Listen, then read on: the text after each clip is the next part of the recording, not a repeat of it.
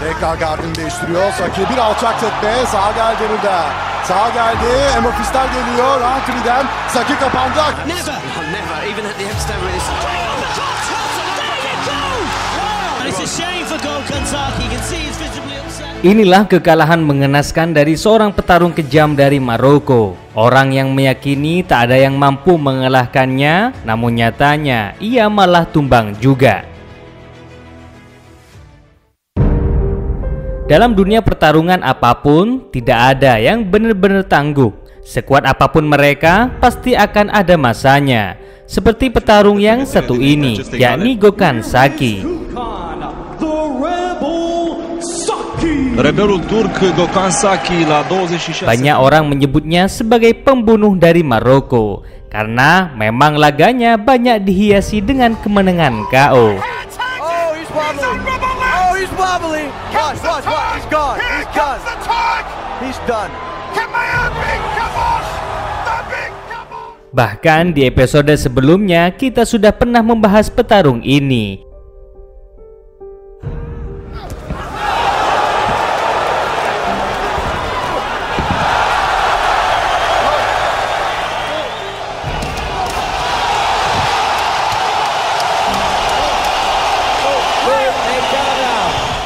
Bahkan ia sempat direkrut oleh Dana White selaku pemilik UFC karena Dana White saat itu takjub dengan kemampuannya. Fighting out of the red corner, a kickboxer, Gokhan the Rebel Saki. Dan benar di laga pertamanya itu, Gokhan Saki langsung mengalahkan petarung hebat dari Brazil, yakni Henrique da Silva. Oh, look at that beautiful straight left hand. And he does not want to go to ground. Bir sağ daha geldi. Karşılıklı vuruşlar. Orta tekme. Şimdi bir sol yatırdı. Yatırdı. Gokhan Saki. Terlepas dari kehebatannya yang luar biasa itu, namun akhirnya sang pembunuh dari Maroko itu malah tak berdaya setelah ia bertemu dengan petarung yang lebih berpengalaman darinya. Kala itu, Saki masih muda, yakni 25 tahun. Dan melawan sang jawara dari Belanda, yakni Remy Bonjasky. Первый раунд и представители боев без правил, смешанного стиля. И бои они проводят фантастически интересные. Кстати, Гокхан Саки, Питер Айрс, такие как Кук, используют. Приметил, что немножко и рукой, и ногой, и в то же время быть готовым к защите. Вот да! Sangat disayangkan, pasalnya duel ini merupakan babak final dalam ajang K1 pada tahun 2008.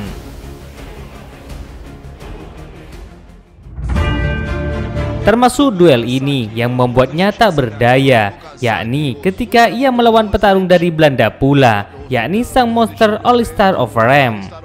Duel yang berlangsung di Tokyo, Jepang itu sangat dinantikan karena bertemunya dua monster KO yang sama-sama kejam. S-a descurcat bine în fața lui Daniel Ghiță, chiar dacă are aceeași înălțime. Cel puțin pentru Gokhan Saki. Di awal ronde, Saki berhasil menjatuhkan Overeem dengan tendangan saltonya. Dalam bahasa Taekwondo, itu disebut Dwi Hurugi. Dwi Hurugi itu kembali ia keluarkan, namun serangan itu malah tak mempan. A fost lovit în continuu în acea zonă de Daniel Ghiță. Yang ada, ia malah mendapat tendangan yang mengenai siku lengannya. Dan seketika itu pula, Saki langsung menyerah.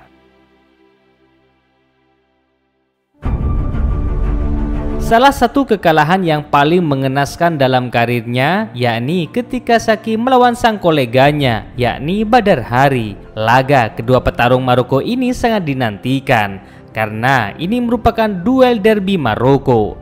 Bahkan keduanya sempat berlatih bersama, namun akhirnya keduanya saling adu kekuatan, tepatnya pada tahun 2012 yang bertempat di Belanda.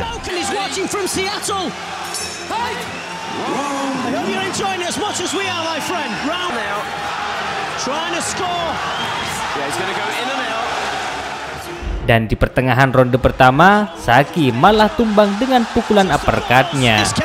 Never, even at the epicenter of this. Meski berhasil bangkit, namun Badar Hari kembali menumbangkannya.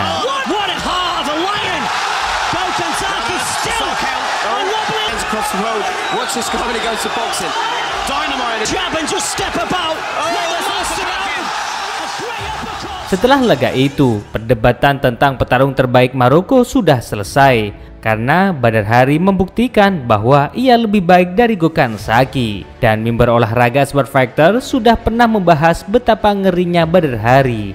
Untuk linknya ada di bawah deskripsi. Oh iya, salah satu kekalahan mengenaskan yang pernah Saki alami yakni ketika ia sudah di UFC. Kala itu ia melawan Khalil Rountree Jr. Hemen kafesin merkezine konumlandı. Meski di kickboxing ia ditakuti, namun akhirnya di UFC Gokhan Saki malah tak berdaya dalam debut keduanya. Bu manada kafesin ortasında çok buluşabiliriz. Yüksek soluyla devirmişti. Şimdi bir sağ geldi. Saki karşısında gardını değiştirdi. Saki ters gard. Tekrar gardını değiştiriyor. Saki bir alçak tekme. Sağ geldi burada.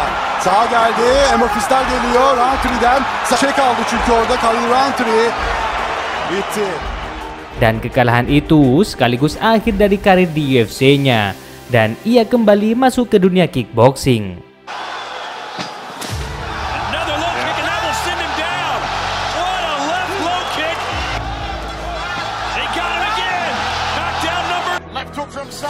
Oh, the right hand tags it! Oh, he's wobbly. He's unraveling. Oh, he's wobbly. Watch.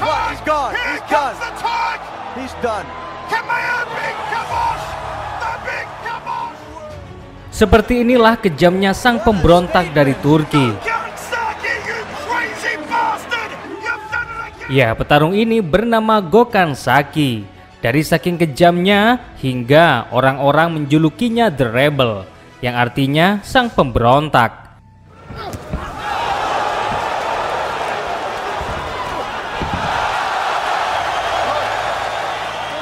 Soal kebrutalannya gak perlu diragukan lagi, dan orang ini memang sangat layak disebut sebagai sang pemberontak.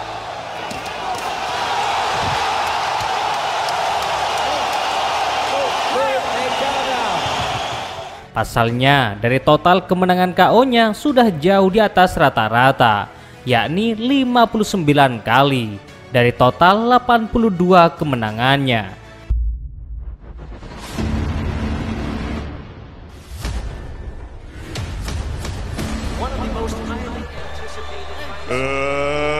Let's get her!